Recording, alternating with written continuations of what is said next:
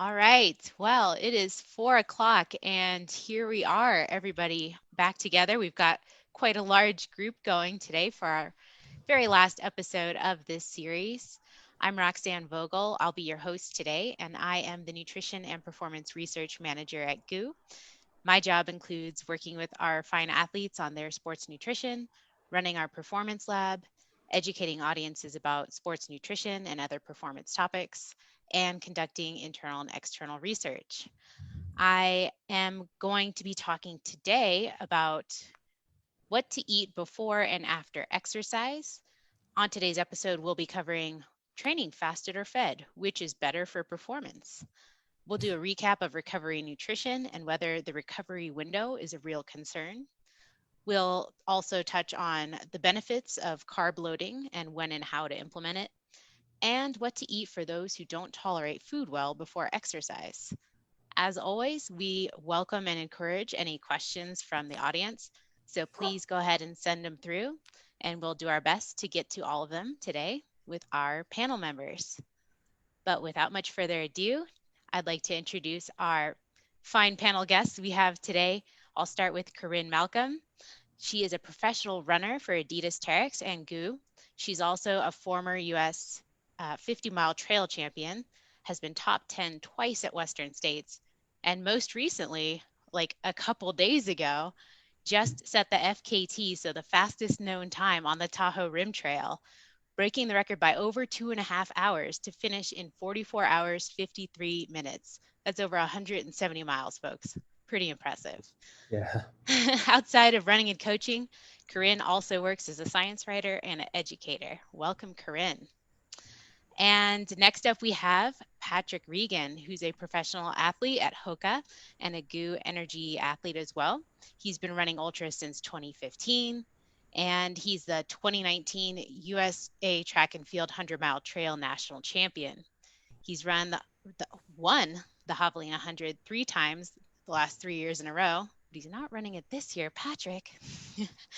And he placed third at the 2016 IAU 100K World Championships. He just won the 2020 Yeti 100 miler, and he also placed top 10 at the 2019 Western States. He is a former collegiate cross-country coach with a Bachelor of Science in Exercise Science, and now he has his own coaching business in Savannah, Georgia. Welcome, Patrick. And we also have Caitlin Boyle joining us today. She's a professional ultra endurance mountain bike athlete, former 24-hour world champion, and has course records for self-supported mountain bike ultras, where her times are among the fastest times of the top men in the sport. And she's completed several self-designated bikepacking expeditions on 5 continents. Pretty cool.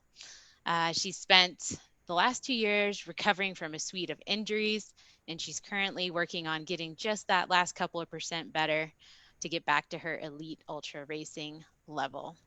Off the bike, she also has been an expeditionary outdoor educator for the last 14 years and is the co-founder of Bikepacking Roots, a nonprofit which is dedicated to advocating for bike packers and bike packing. So, welcome, Caitlin. And finally, last but not least, we have Jeff Kirkov, who says he literally spends his day on the bike. So he's been in this industry, in the bike industry, for 14 years and an endurance cyclist. And some of his notable finishes include endurance events ranging from Kansas to Kyrgyzstan.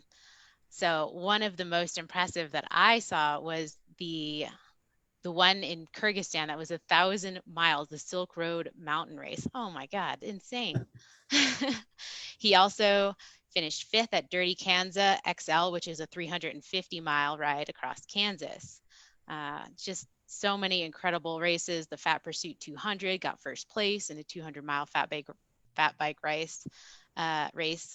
And so for Jeff, it never gets boring. He just loves those high alpine routes near his home in the mountains of central Colorado. Welcome, Jeff. All right, so many great members of the panel today, and I'm hoping that we get a ton of good questions because there's just so much collective wisdom here. But first up, let me just throw a question out to everybody on the panel.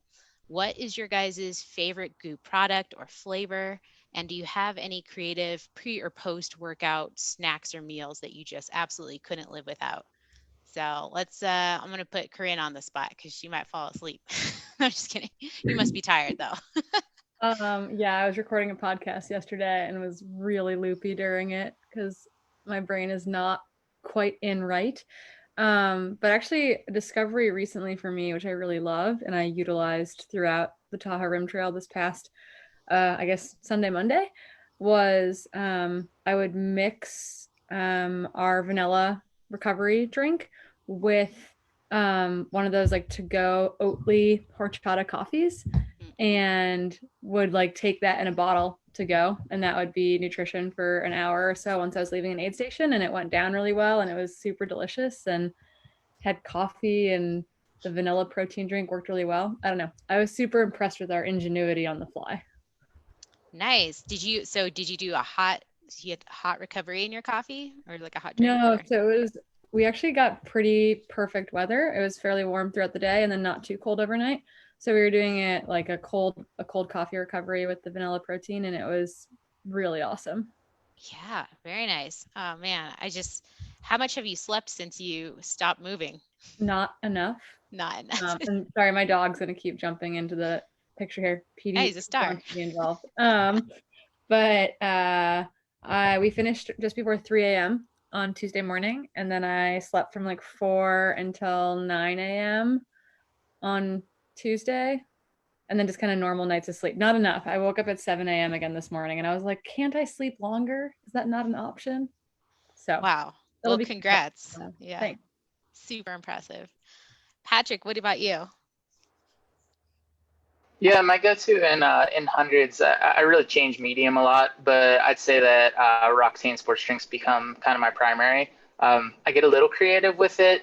I really like to mix the Summit tea with the lemon berry to create kind of that Arnold Palmer type flavor. I really use Summit tea probably at base more than anything else. I do about maybe 400 calories an hour, a mixture of fruit and Roxane sports drink and some potato chips usually is kind of my go-to. So yeah, about a bottle of that Roctane every 45 minutes. And that's usually when you're racing. Is that similar to when you're training, or do you do something different? Yeah, in training, it really just depends on the weather. Where I live, where it's 85 degrees or more for most of the year, Roctane Sports Drink is down about the easiest. Lately, I've really been liking the liquid energy gels, going out the door with them frozen, and letting them become a little less viscous as I go. Yeah, the liquid energy popsicle. That's been a big hit. I heard a bunch of people trying that out this summer. So good to For know. sure. Caitlin, what about you? Well, right now, as I'm wrapping up training for my last big effort, or first big effort and last big effort of 2020, as motivation starts to go down, something I used to really do is bribe myself to ride a certain distance to where I could buy a Mexican Coke. And now with the Cola Me Happy gels back, and with there still being a pandemic and it not necessarily being the best thing to just ride to gas stations, um, I am carrying those with me as little incentives and for a breakfast to get me out the door and get kind of amped up for that kind of mentality of putting in a lot of work. And what I'll do on race day as well is I make waffles and I top them with ideally blueberries and whipped cream as an extra special treat. Nice. Just like normal waffles, or do you use like a special mix or something?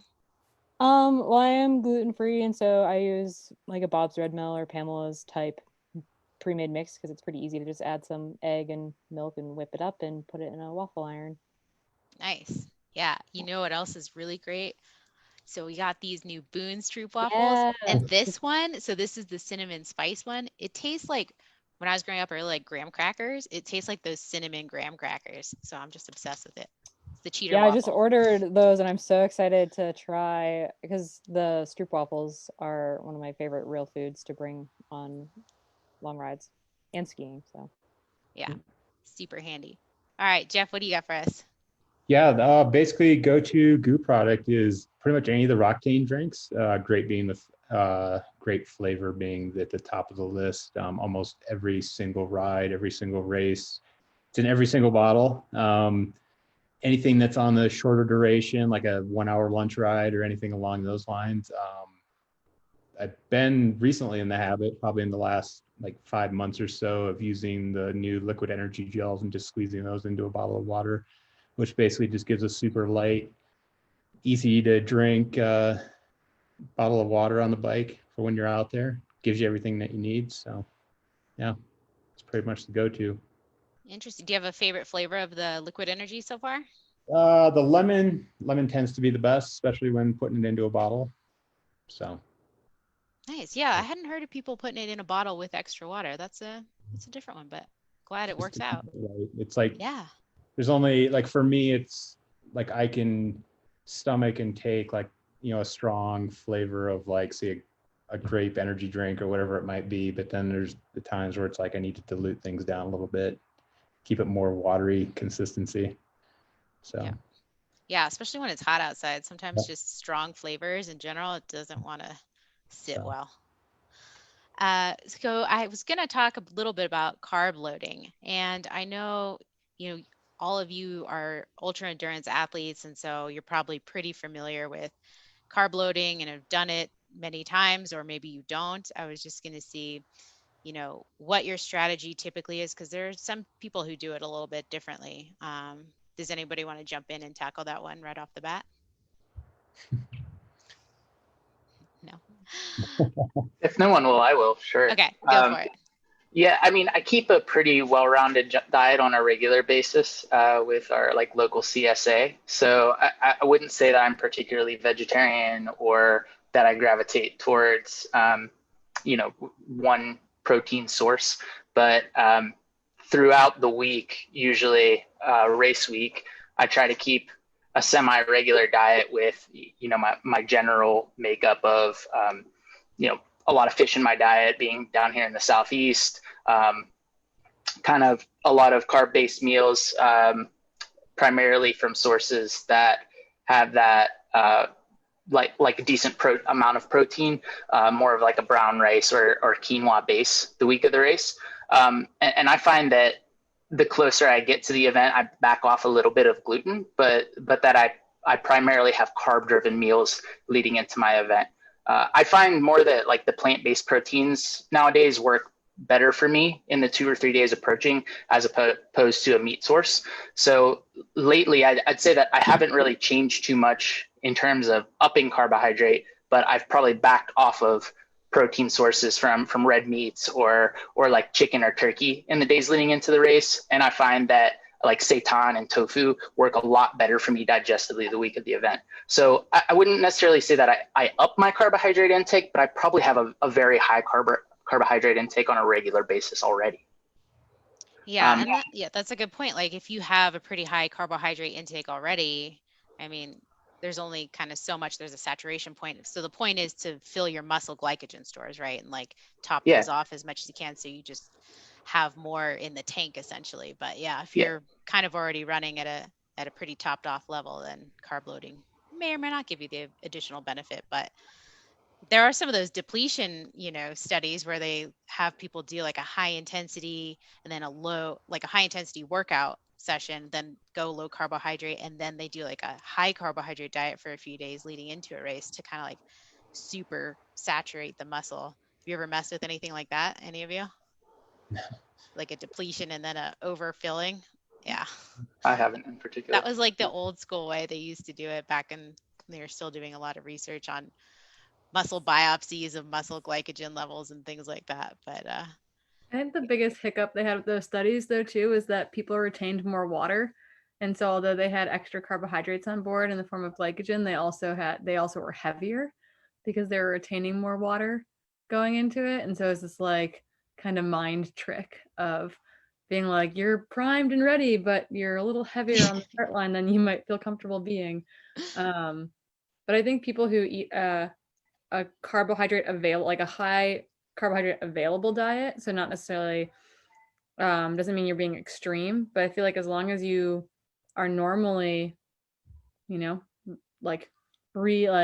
replenishing your carbohydrate, replenishing your glycogen stores, there isn't really necessarily an additional need to go and search out extra carbohydrates. And instead, I know for me, and this I think goes to Pat's point too, is like I watch my fiber intake more than anything going into a race so that there are no accidents on race day that could be avoided. So I try to like aim towards more like simple, whole foods, nothing too crazy or fancy, nothing too spicy. And then I leave all that for post race celebrations and festivities instead. Yeah, keep it simple. Yeah. I think in particular, Roxanne, the things that I walk away from, much like Corinne was saying, is like I have a lot of chia in my regular diet, or a lot of almond butter, nut butters, a lot of nuts on a regular basis I snack. And those are probably the things I eliminate the most. And in place of them calorically, I would probably just up the intake of watermelon, banana, things of that nature that I know are going to, help me provide proper potassium on the race day. That's essentially the pivot that I make in my diet.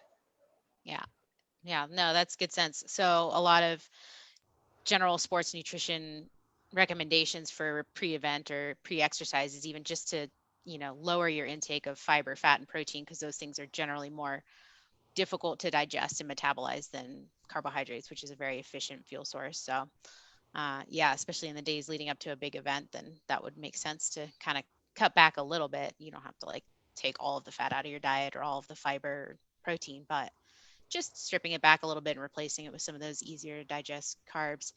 Jeff, what do you do when you're like in a Kyrgyzstan or something like that? You have to have some go-to foods where you can find it in just any country. What does that look like for you? I mean, the Kyrgyzstan situation was unique just because it's a completely different country and you don't know exactly what food you're going to get there. Out of the gate, like leaving the US, going to Kyrgyzstan, it's like I packed, a day's worth of food knowing that, okay, this is what I can get through the first day with. And then when I get to that first store on the side of the road, walk in there and, get a lay of the land, see what they had. And luckily last year, it's like, this store had, most of these stores had anything from like, they almost like pre-made hoagie sandwiches, with meat, bread, cheese, pretty much anything you would want or would desire or need in the case of like needing protein, needing fat, needing carbs. You could buy a loaf of bread if you wanted to. Bread was a huge staple. Cookies, crackers, you name it. The sky was the limit as far as food goes. My biggest concern with an event like that, and even with any long distance bikepacking event or endurance event, is just not getting like pigeonholed into the sugar component of like buying Coke all the time and buying Snickers bars and trying to do everything off of just simple sugars that'll work for you for maybe an hour and then leave you on the side of the road with diarrhea, 10 miles down the road type of thing. So there's necessarily like, for me, like going back to the question of like, do I load up on carbs before an event? Not necessarily. It's more of just trying to eat well-rounded across the board. And then even when I'm out on whatever these specific events, whether it's Kyrgyzstan or something like Dirty Kanza, it's like buying real food that has real nutrients in it, whether that's sandwiches, pizza, breakfast burritos, whatever it might be. Yeah, whatever they happen to have that looks like it makes sense. You can't be choosy in those situations. Yeah. We did have a question come in from someone in the audience that wanted to know, how far out do you athletes eat a pre-workout meal or snack? Caitlin, we haven't heard from you in a minute. How about you jump on that one? Yeah, well, for a meal, pre-workout, and kind of similar to that idea of not necessarily just carb loading, but just staying fueled with carbs, I top off my glycogen stores before a hard ride with a bigger meal with carbohydrates, maybe like 50 to 70 grams for me, and I'm relatively smaller human. About 90 minutes to 2.5 hours works well for me. I find if it's longer than 2.5 hours, I kind of need to eat more again sooner. And if it's sooner than 90 minutes, then I'm just still in that post-meal insulin decrease bonk. And so I can get through that and then feel good. And then right as I'm getting on the bike, I'll just have a bite of something, whether it's a couple of chews or a sip of my drink. And it's just that extra bit. And I think it just like, it reminds my body like, okay, we're going to do work now and we are fueled. we're ready for it. Yeah. So like 90 minutes to 2 hours, and then maybe something a little bit just as you're getting started. Mm-hmm. Yeah. That seems to make pretty good sense. Does anybody, I don't know if anyone does, but I know that fasted training has been, pretty popular. Lots of people talking about it lately. Do any of you practice fasted training, or, as a couple of you are coaches, do you ever advise fasted training for any reason? What are your thoughts? Does anybody want to jump on that? I'll do some stuff in the winter, like just to try to keep winter weight down. But it's nothing necessarily long. Like I'm at the most maybe a 2-hour workout. There has been some cases, like when I was prepping for going back to like Kyrgyzstan, the Silk Road race, where I did like a 10-hour training ride and would only eat at the 5th hour and don't eat before that or after that, just to kind of see what my body would do. But I don't do it very often. Like I'll do it for maybe maybe one workout a week, 2 workouts a week, maybe in say like January, February. But once like training load ramps up for an event, definitely don't do it, because you just feel like a turd. You don't feel good when you're out there. Yeah. Corinne, I know, your background as an exercise physiologist, you probably have a pretty good understanding, at least of like the theoretical benefits behind some of the fasted training. So it's like an additional metabolic stimulus, right? It's an additional stressor on the system. And so the thinking is like, if you do some fasted training, you get these metabolic adaptations at the cellular level that just allow you to kind of adapt to a higher level. That being the case, I mean, not saying that the science is right one way or the other. Have you written on this subject? I know you do a lot of science writing. What are your kind of takeaways from either side of that debate? Yeah, so when we look at, primarily the argument becomes high carb availability versus high fat diet. But there's this kind of in between there where you're using either training or dietary fluctuations to try to make adaptations that would be seen more frequently in a low carb, high fat diet without the consequences of being on that diet, including higher risk of bone stress injuries, hormonal issues, particularly in female athletes, relative energy deficiency in sport. There's all these issues and just like affecting your ability to do really hard training and or very long training can be impacted, plus recovery, by being on a diet that is void or very low in carbohydrates. But there's kind of this like in between now that we're seeing in science, and that like the results thus far are still super inconclusive, even as of like this winter, stuff coming from like Louise Burke's lab, who's brilliant and probably like the godmother of all of this.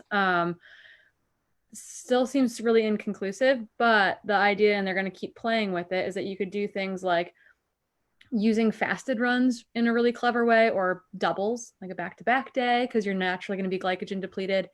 So there's ways I think that it could be advantageous. That being said, I think it's advantageous at a level where you're chasing very small percent improvements.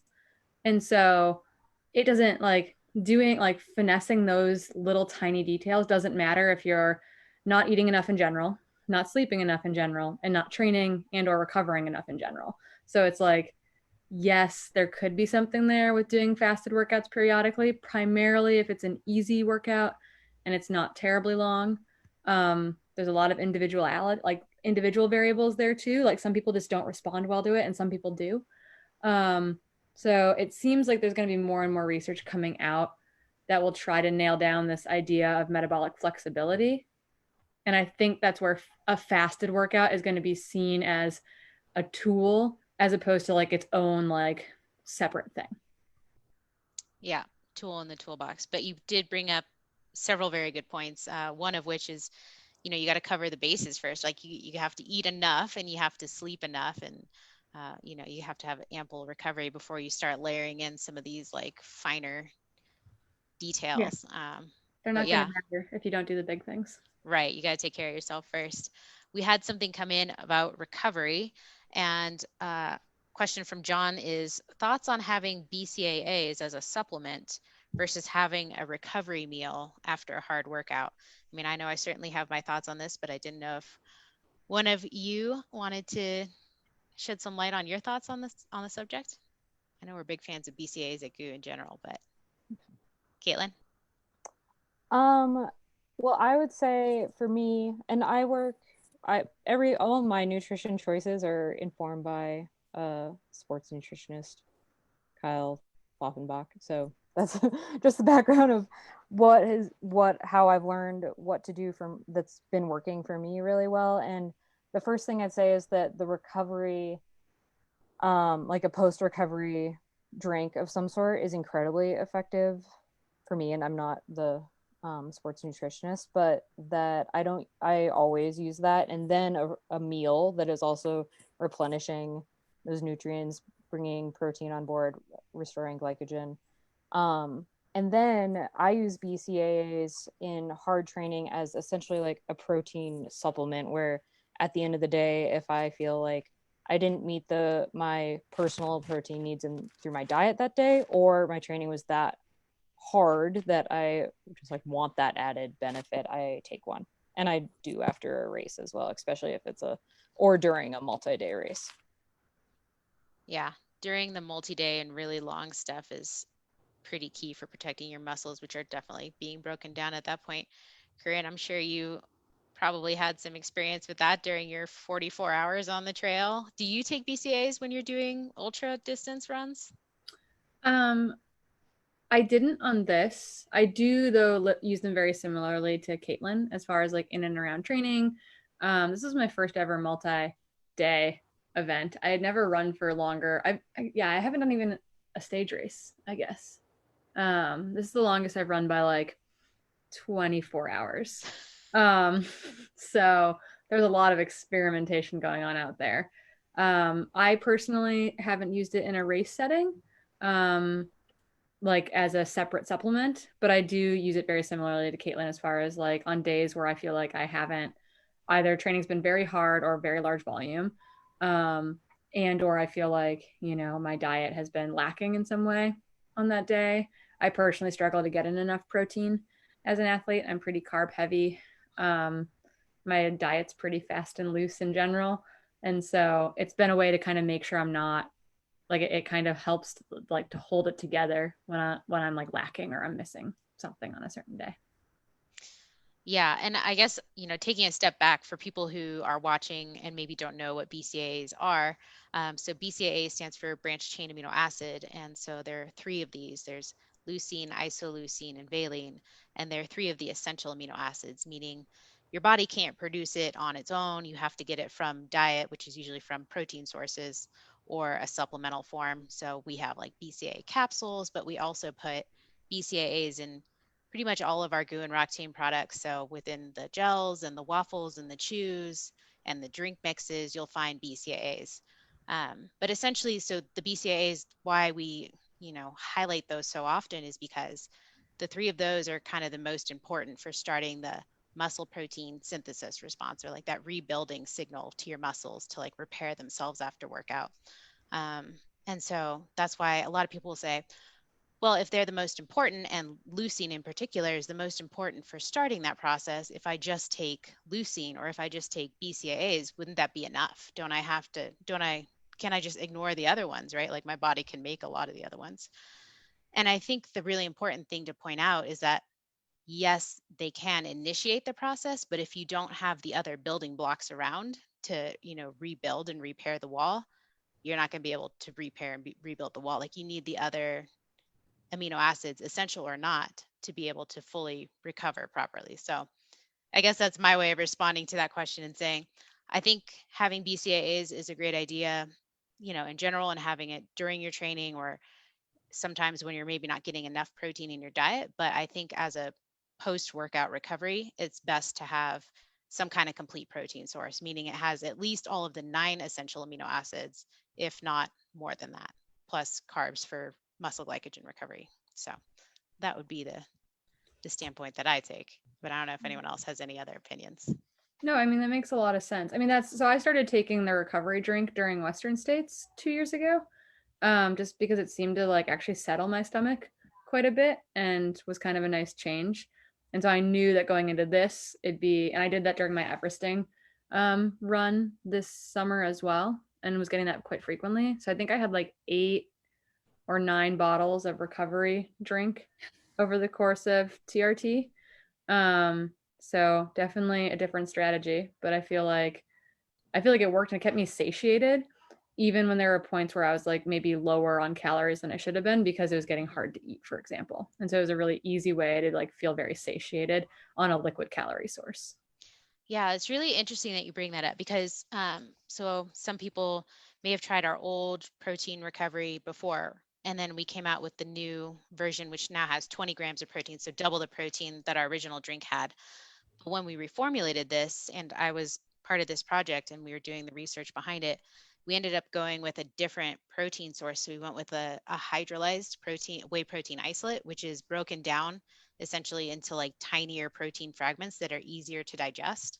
And it's kind of like the same size proteins that they put in like baby formula. And so that's why it's really easy on your stomach. So I'm glad that you like it for during, because a lot of times protein can be a little bit, especially like dairy proteins, can be a little bit finicky to digest, especially if you're exercising. But that's why we use the hydrolyzed proteins in this formula. So yay. Cool. Well, let's talk a little bit about hydrating. And what do you guys typically do, when you're thinking about going out for even just a normal training ride? Do you guys do anything differently as far as hydration, or do you work out first thing in the morning? Like, what's your hydration plan? Jeff, how about you? Hydration plan. I mean, pretty much every single ride I leave the house. Most of my rides, like I'm just for background, like I'm up every day at like 7 o'clock. I probably get on the bike at 10 in the morning. And then on a typical year when there's bike races and training is going well, then I'm outside training for 2 hours, which for me, living at 8,000 feet and then every ride from there going higher, basically, I'll leave the house with 2 large bottles of Octane.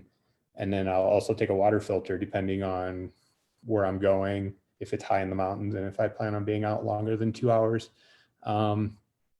But for me, in most cases, it's 2 bottles and I'm good for a hard workout. Because most of the times they're, like I said, 2 hours, really don't go much longer than that.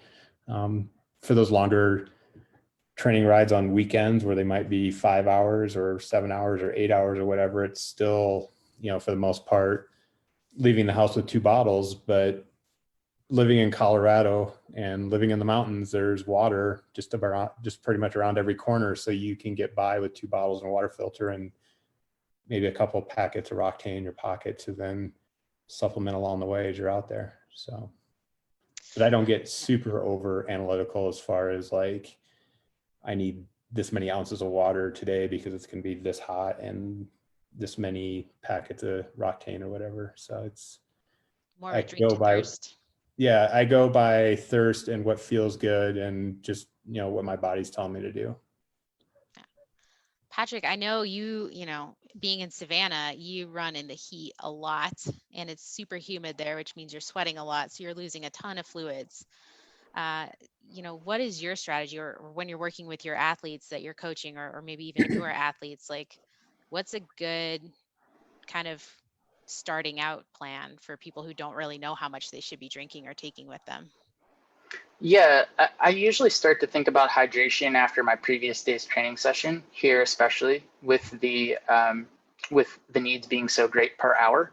I probably drink as much as 32 ounces of water per hour in the hottest parts of the year, which is extreme. Even in multi-day, like Leadville type stage race last summer, Roxanne, where we did that. I mean, even on the hottest days, you're maybe consuming 20 to 24 ounces. So here in the heat of the summer, I'm spending a lot out there on the runs. I'm probably going through 2 600 milliliter bottles every hour and a half on an average. when it's not a COVID situation, we usually have access to more fountains around here. So much like Jeff, I go out the door with 2 bottles. But my approach is I always think about the day before when I think about hydration. In order, I probably consume 6 or 8 600 milliliter bottles after my training session leading into that evening. I usually end the evening with some sort of protein drink to also top off a bit. And since I train, like you said, in the middle of the day, the next day, I almost have like a meal and a half in the morning and maybe 4 or 5 600 milliliter bottles. I utilize the Goo Hydration tabs a lot in the mornings, or coconut water. That's kind of my go-to as my building blocks for nutrition or for hydration in the morning. And then, like I said, on the runs, 600 milliliters probably every 45 minutes in the heat that we have. So it's a pretty regular expenditure, or it's a pretty regular need that you have here in terms of lots of fluid per hour. It's a little difficult if it's just water though. So if I'm consuming primarily gels, if the intention of that run is to get used to, say, 300 calories of gel per hour, I have a little bit more trouble with the gel. Whereas I feel like I do really well with high heat conditions here with Roctane sports drink. So I think that's why I gravitate towards it so much. Yeah. And, another thing too is like if you end up just drinking a lot of plain water, there's always that risk of over drinking leading to hyponatremia, right? So a low blood sodium concentration, which happens Sure. a lot of times with like newer runners who they think they need to drink X amount of ounces per hour because that's what they've been told. And then they just drink a bunch of plain water. But yeah, having the sodium in there definitely can protect you a bit against that. So like our Roctane drink has 320 milligrams of sodium, and so do those little electrolyte tablets that fizz and you drop in. Those are 320 as well. So I got this kind of interesting question the other day after we did an episode on here about recovery nutrition specifically. It was just all recovery. And somebody followed up and was asking about, well, what about, having a beer after my training or my race, or having a drink or whatnot? And like, that's a big part of celebrating the end of an event. And so, I gave them my feedback on it, but I was curious if any of you, is that like a regular thing? Do you generally like enjoy a beer after a meal? Do you have like rules around when you can drink versus have your recovery meal or anything like that? Does anybody have an after workout drink that they enjoy particularly? Well, I think the first thing that I consume is some sort of high protein drink. But I'll of course have 1 or 2 beers in the evening, like on days where I feel like I trained really hard and maybe I didn't really get enough calories that day and my body's maybe calling for a little bit of extra calorie. But I wouldn't say that consuming 4 or 5 on a regular basis is a good way to allot your calories. I think that I tend to feel quite good having something like a Sufferfest at the end of a stage race day where the intention is more casual with the stage race. But I think if you're looking for maximum performance, the detriments of alcohol probably outweigh the value of the calories of the beer. So. Right. They're like, well, beer, it's got carbs. So, I'm like replenishing and it's got fluids. So there's actually this really funny chart about different types of drinks and how well they rehydrate you compared to just standard plain water. And that was one of the things I showed during the presentation last time.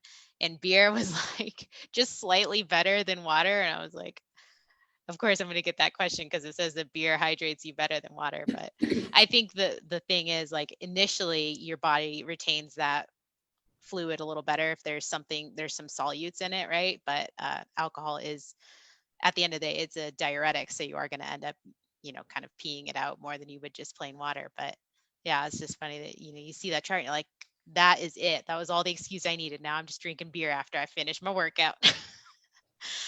So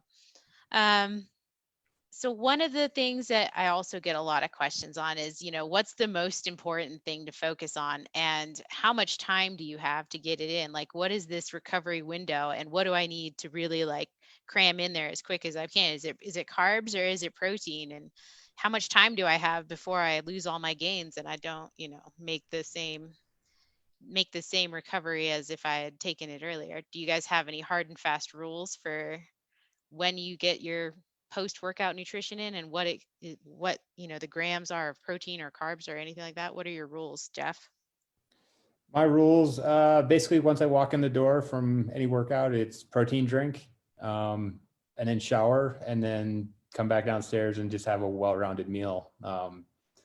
It's like, I just, like I said, I don't really get too over analytical with quantity of like carbs versus protein, things along those lines. It's like, for me, it's just like, I look at my plate and it's like, if there's like a good even mixture of like, say, rice, chicken, vegetables, it's like, I'm good to go. And it has me feeling good the next day. So, but like all of this, between the protein smoothie, the shower, the food, like this is all within an hour of walking in the door. Yeah. So pretty much as soon as you stop, you get your protein in. Yep. Yeah. So I also got another question. It came from Celia, who some of you know. Right. She says she wants to know what everybody's favorite type of pizza is. So we'll go around the room. Corinne, I'll start with you. If I'm ordering pizza, like traditionally in the US, I really like Hawaiian style pizza. So pineapple, bacon, Canadian bacon. I like the sweet and the salty. If we're making pizza at home, I'm more of like a pesto based pizza person. So I do a lot of like pesto pizza with caramelized onions and mozzarella and that kind of stuff. And I don't know, but yeah, I'm generally a salty sweet combo for the pizza. Yeah, that sounds pretty amazing. Caitlin, what about you? I'm with Corinne on the pesto pizza. I love pesto, and that for sauce just feels so satisfying. And I really love ricotta on pizza, which is funny to me because I don't think of ricotta for anything else. I'm not a lasagna person. But yeah, that with like I think more toppings the better. So I'm all about all the veggies and different saltier meats that I can think of. Bacon. Jeff? Pepperoni, sausage. I mean, how much time do we have? All the pizza's good. Pepperoni or sausage are the top two for sure. Okay. Meat lover pizza. Yeah. Patrick? 100% with the ladies here. Pesto base. I really like a sourdough crust. Really like fresh grated Parmesan mixed with fresh mozzarella and mushroom. I really like mushroom on pizza probably more than anything else. We have a lot of really great mushrooms down here, and my wife forages a lot. So we tend to get a lot of lion's mane in our local surroundings, and we have a bunch of locations that we know locally where we can pick chanterelles. So we have quite a plethora of options. So. Wow, lion's mane. You don't see that everywhere. That's pretty impressive. We got another question about caffeine. And so Alicia wants to know, she's asking about, caffeine use throughout the day, and then also as an ergogenic aid for performance reasons, how much, and, what are the best forms, I guess. And so first of all, do any or all of you use caffeine in any form for your performance? It's pretty unanimous. Yeah. 100%. Yeah, I know you. What's the coffee company that you're like, aren't you like a ambassador for a coffee? Perk? My friend Philip owns a coffee company. Yeah, called Perk, and it's about 1 kilometer from where I live. So it's a pretty nice little way to end the run and grab a cappuccino or pick up a bag. Yeah. So does anybody use caffeine outside of like coffee or tea forms, as like specifically for performance purposes? Yes. Well, I guess there's something really interesting about caffeine right now that we're learning more and more about, which I think is important to point out. They used to say that caffeine, like it works for some people, it doesn't work for other people as an ergogenic aid. But what we're finding out more and more now that we're doing a lot of genetic testing that's looking at some of these things is that everyone metabolizes caffeine differently. So there's fast metabolizers and slow metabolizers, and then there's like neutral metabolizers. and they haven't done studies looking at timing of caffeine with that genetic component involved yet anyway. And that's really important because most of these studies do like, you ingest your caffeine, whatever they do, like, like based on your body weight, and then 45 minutes later you're doing a test on a treadmill or a bike. And that's fine and all, except it really leaves out this component of understanding if you're a fast metabolizer or a slow metabolizer. And so I think that's going to be really interesting in the research on all of this. That placebos work too. So if you think caffeine works for you, it's probably going to work for you. But I think that's an important thing to think about as you think about like how you respond to caffeine in general. Like if you're a slow metabolizer, taking on caffeine might not instantaneously give you a boost like it will someone else in a race. So trying to evaluate how caffeine makes you feel. Do you get withdrawals from caffeine? Does it make you feel really shaky? Like evaluating those things, I think allows you to evaluate how and when you can utilize it either pre-performance or during performance by knowing how long it's going to take you, approximately to reap the benefits of ingesting any form of caffeine. Yeah, there's a lot of current research still going on. There's one researcher who's way into caffeine studies. His last name is Spreat, and he does a lot of writing on the subject. I know he just gave several seminars about, what's the right dose. And originally, when they were doing some of those studies where they are giving people an amount of caffeine based on their body weight, it was a pretty high amount. It was like 5 to 9 milligrams per kilogram. So like you were talking, 300 to 450 milligrams of caffeine, which is like 3 to 4 cups of coffee. But like they would give them anhydrous. So it was basically just in a pill. So you're taking this like really strong caffeine pill and then like throwing them on a bike. And they're like, wow, it's really ergogenic. It's like, yeah, they're like out of their minds. They like don't know what else to do with themselves. But they found that, it's actually, you need not that much to kind of see a benefit. And to your point, it does matter if you're like considered a fast metabolizer or slow metabolizer, where, fast metabolizers are probably going to see a little bit more of a benefit from it. But the latest consensus statement I saw from Spreat was that, maybe 1 to 3 milligrams per kg body weight before, so like 45 minutes before, which for most people is going to be about a cup to 2 cups of coffee, which is pretty reasonable, right? Like most of us wake up, a lot of us wake up and have a cup or 2 of coffee before we head out the door and do whatever we're going to do. So it's kind of just like, yeah, have your coffee and then you'll probably see a benefit. But yeah, I think 200 milligrams was like the final word he said. He's like, yeah, if you do 200 milligrams of caffeine, you'll probably be about right. And for reference, a cup of coffee is like anywhere from 80 to, 150, depending on the brew and where you get it from. But yeah, so I guess from my point of view, I'm like, that just gives me reason to have my cup or 2 of coffee in the morning. Does anybody else do anything a little more tricky with theirs? Or like, I know a lot of products that we make have caffeine in them for kind of during exercise too, which can also help just offset fatigue. Well, I'm not sure if Jeff and Caitlin in their ultra races do something similar, but I like to stagger the flow.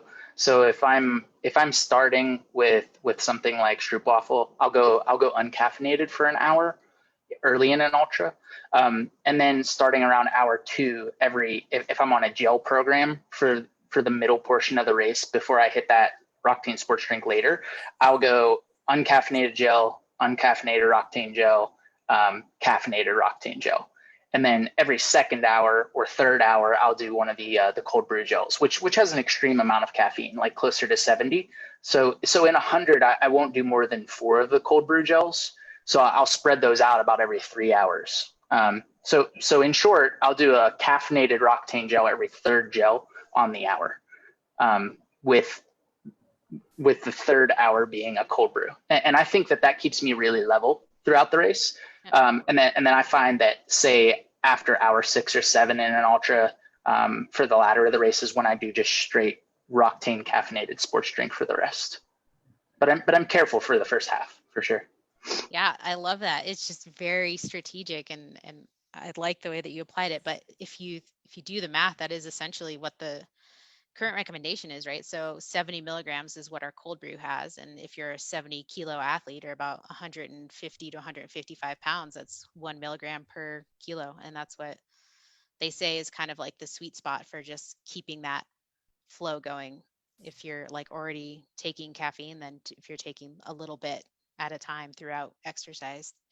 Anyone else have any special strategies that they use? Or you just Well, something I tried leading into 24-hour worlds for the first time, which was also in an effort to just deal with jet lag going over to Scotland, was in my taper. I cut caffeine out of my diet, and so which as a coffee drinker, it was mostly the ritual that was hard, but there were some adjustments to make for sure. And so for the week leading into Worlds, I was caffeine free, and then I had my cup of coffee in the morning, and that race starts at noon, and then started my race, and then it was probably 12 hours from my cup of coffee that I started bringing caffeine on board. And I just noticed that it seemed to impact me more than when I have coffee every single day. Like I was a little more sensitive to it, but not in a negative way for me personally. It's probably worth trying experimenting with. You're not supposed to try really big changes before big events, but I did. And it worked.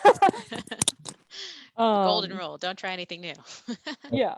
And the main thing then for me is just like, as someone who I don't like feeling twitchy on my bike. And so I just really try to have kind of poignanted moments of, okay, now I'm having my, like re-upping my caffeine. And for that sort of length event, it's more like every 12 hours.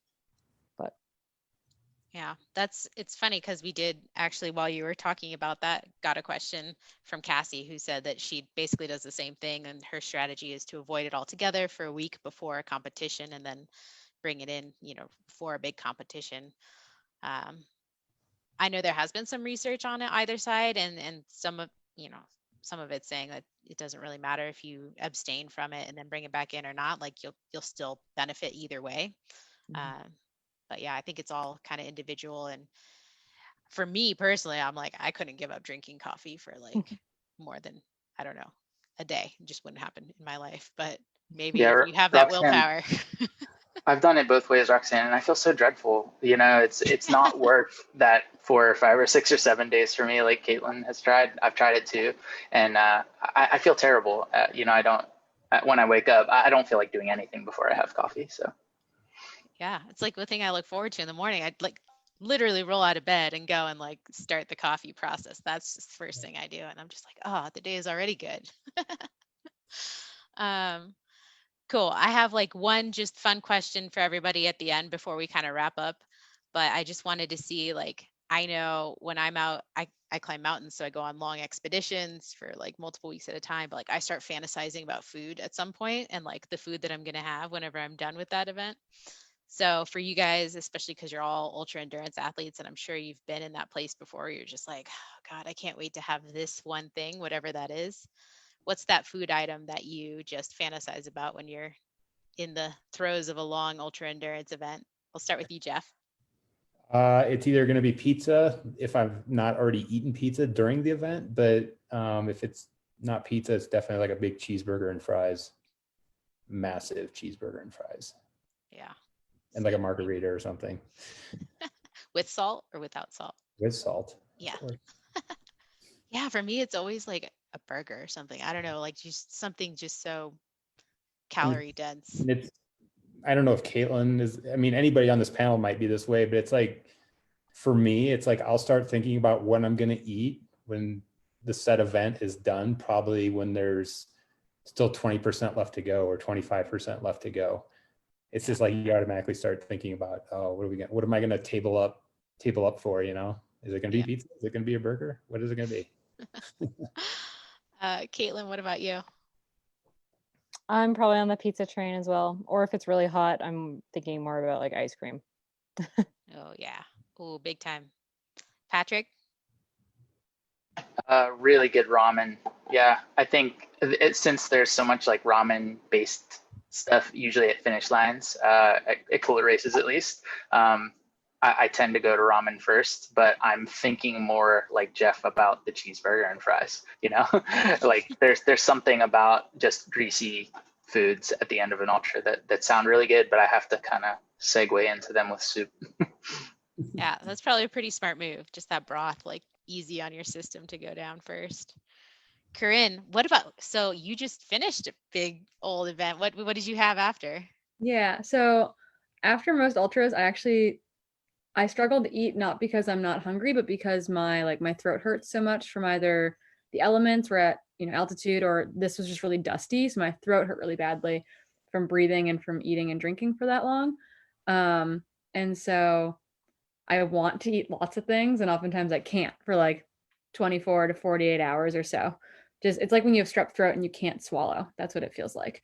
And so things that I find that work really well and that are very satisfying are like a milkshake and French fries.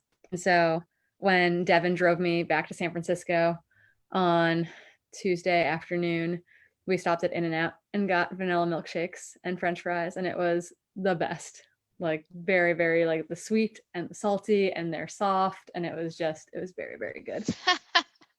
Yeah, you're all about the sweet and salty. I love it. But I think you just made everybody super hungry right now, at least me. So, but we'll wrap it up there. I just appreciate you guys so much being on tonight and just sharing your stories. And hopefully we'll, have some more ABCs of sports nutrition going forward. If you're out there in the audience or watching this after the fact, if you have any suggestions or questions or things you'd like to see on future episodes potentially, please let us know, leave some comments. And in closing, we'll just say thank you and good night and enjoy your evening. Thanks, everyone.